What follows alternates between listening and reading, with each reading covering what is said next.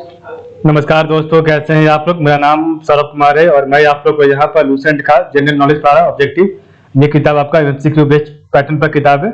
इस किताब से हम लोग पढ़ने जा रहे हैं पॉलिटी का जो है सेट करेंगे, सेट प्रैक्टिस एमसीक्यू का क्वेश्चन सॉल्व करेंगे। ठीक है, तो आज हम पढ़ेंगे आपका चैप्टर नंबर 11 का पार्ट नंबर 2।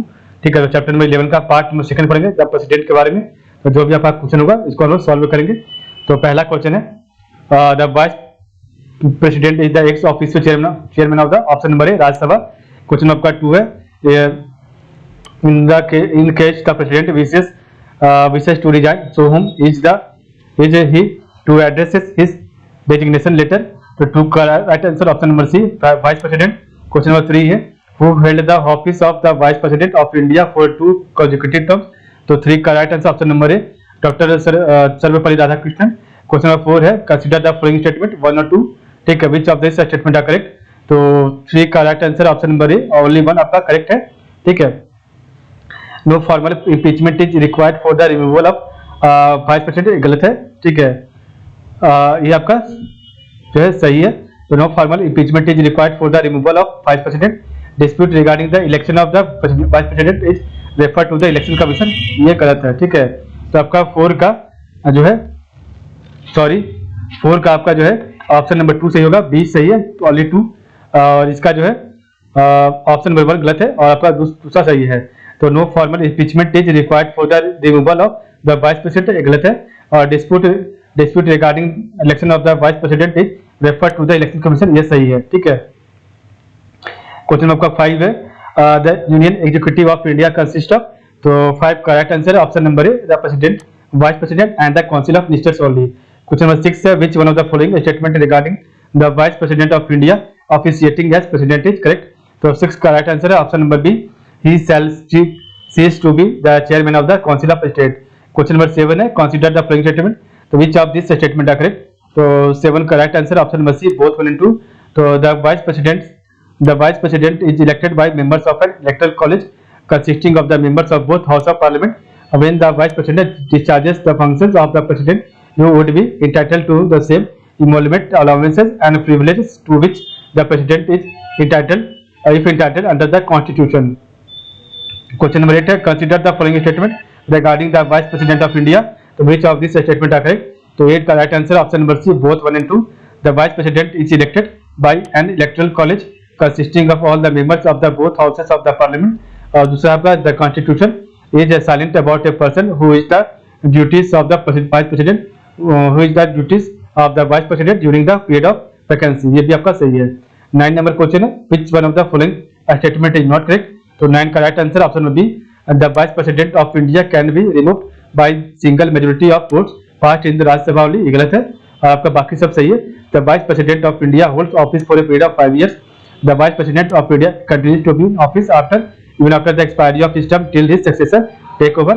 और तीसरा आपका the supreme court of India has to look into all dispute with regard to the election of the vice president of India, ये तीनों आपका सही है। क्वेश्चन आपका 10 है consider the following vice president of India। तो which one of the following is the correct chronology of their tenure। तो the correct chronology of their tenure।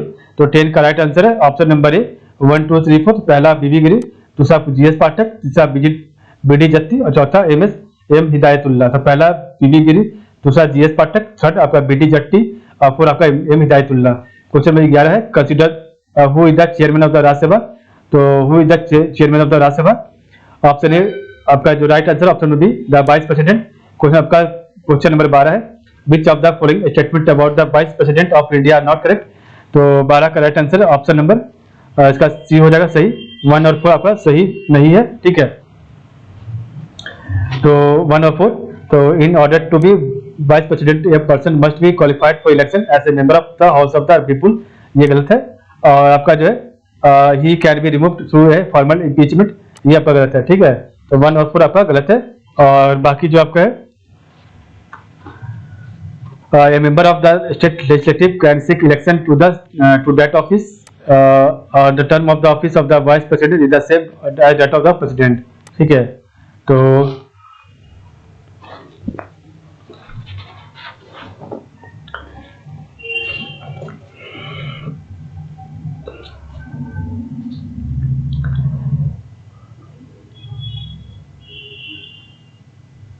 तो आपका जो है 1 और 4 गलत है और 2 और 3 गलत सही है, ठीक है।